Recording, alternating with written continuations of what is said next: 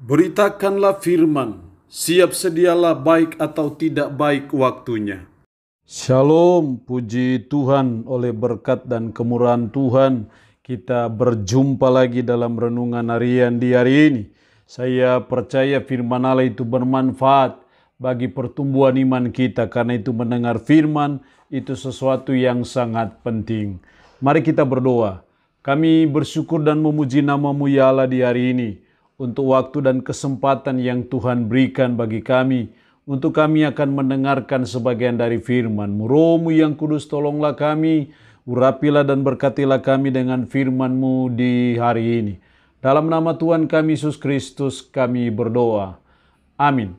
Nats firman Allah yang menjadi renungan kita bersama di hari ini saya ambil dari Mazmur 84 ayat 10 sampai dengan ayatnya yang ke-13. Secara khusus saya akan baca ayatnya yang ke-12. Firman-Nya berkata demikian. Sebab Tuhan Allah adalah matahari dan perisai. Kasih dan kemuliaan Ia berikan. Ia tidak menahan kebaikan dari orang yang hidup tidak bercela. Demikian firman-Nya hari ini yang intinya mengajar dan menasihati kita. Tuhan tidak menahan kebaikan. Saya percaya kemahapengasihan Tuhan. Saya percaya kebaikan Tuhan yang sungguh ajaib dan luar biasa bagi kita lah, yang membuat Tuhan tidak menahan kebaikan. Jadi betapa bangganya kita, betapa bersyukurnya kita bila kita punya Allah, bila kita punya Tuhan yang tidak menahan kebaikan bagi kita dan bagi umatnya. Tetapi ada syarat yang Dia tuntut bagi saudara dan saya, supaya Tuhan tidak menahan kebaikan bagi saudara dan saya. Setidaknya ada 3 syarat yang saya lihat dalam ayat ini. Yang pertama dalam ayat 11, sebab lebih baik 1 hari di pelataranmu daripada 1000 hari di tempat lain. Lebih baik berdiri di ambang pintu rumah Allahku daripada diam di kemah-kemah orang fasik. Di sini kita melihat bahwa supaya Tuhan tidak menahan kebaikan bagi kita, maka syarat yang Dia minta adalah hendaknya kita rindu akan rumah Tuhan.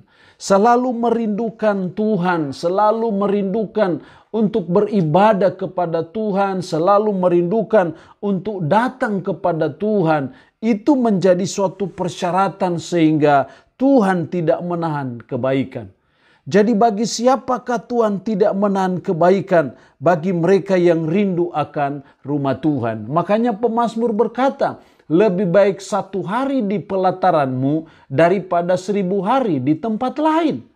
Artinya bahwa betapa pentingnya, betapa berharganya kita ada di pelataran rumah Tuhan. Betapa pentingnya kita ada dalam rumah Tuhan untuk beribadah kepadanya. Itu sesuatu yang sangat penting dalam hidup kita. Dan ketika hal itu terjadi, maka kepada orang-orang seperti itulah Tuhan tidak menahan kebaikan.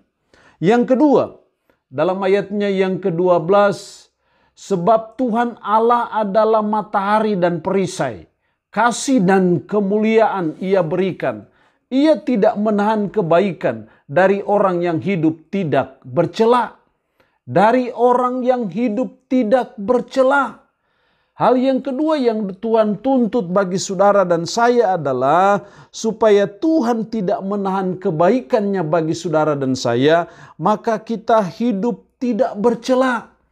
Kita belajar menjalani hidup yang berkenan kepada Tuhan. Kita menjalani hidup yang sesuai dengan firman-Nya. Sehingga hidup kita tidak bercela. Ia tidak menahan kebaikan dari orang yang hidup tidak bercela.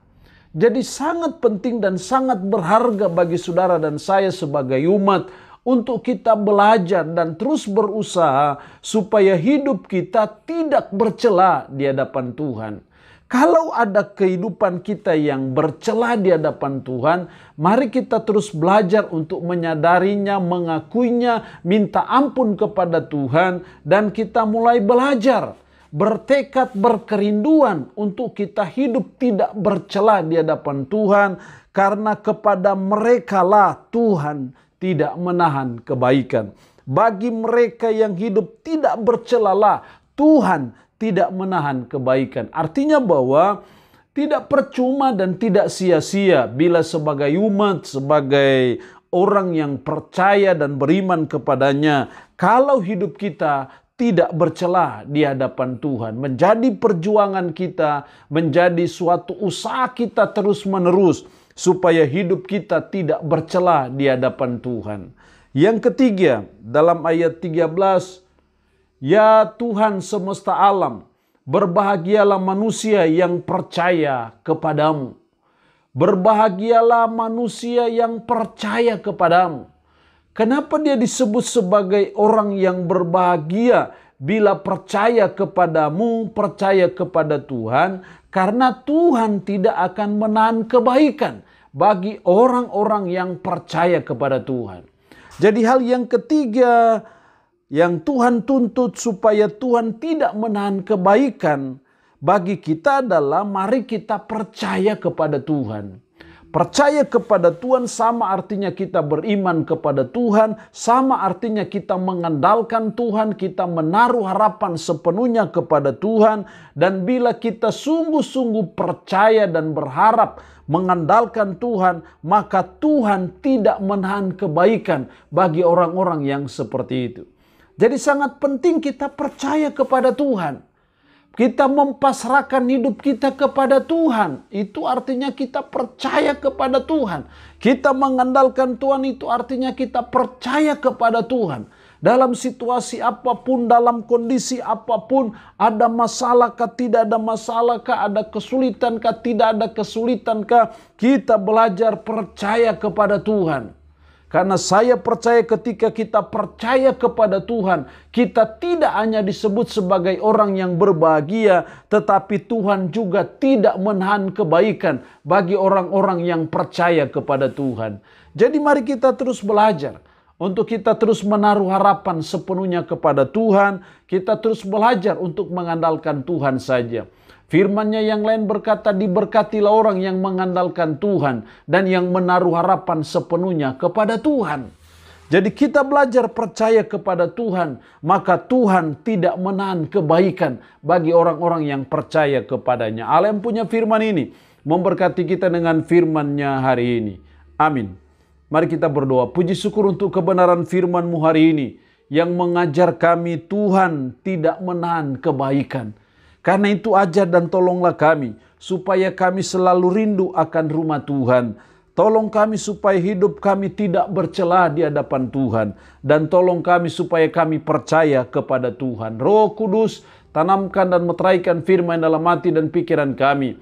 Dan sanggupkan kami untuk bisa memperlakukan firman ini dalam hidup kami sehari-hari. Hamba mohon berkat Tuhan bagi umat-Mu yang mendengarkan renungan harian di hari ini. Nyatakan kebaikan-Mu, berkat-Mu bagi mereka. Yang sakit dalam nama Yesus, Tuhan jamah, Tuhan lawat, Tuhan beri kesembuhan dari sakit penyakit yang diderita. Terpuji-pujilah nama-Mu ya Allah. Dalam nama Tuhan Yesus Kristus kami berdoa. Amin. Shalom. Tuhan Yesus memberkati kita semua.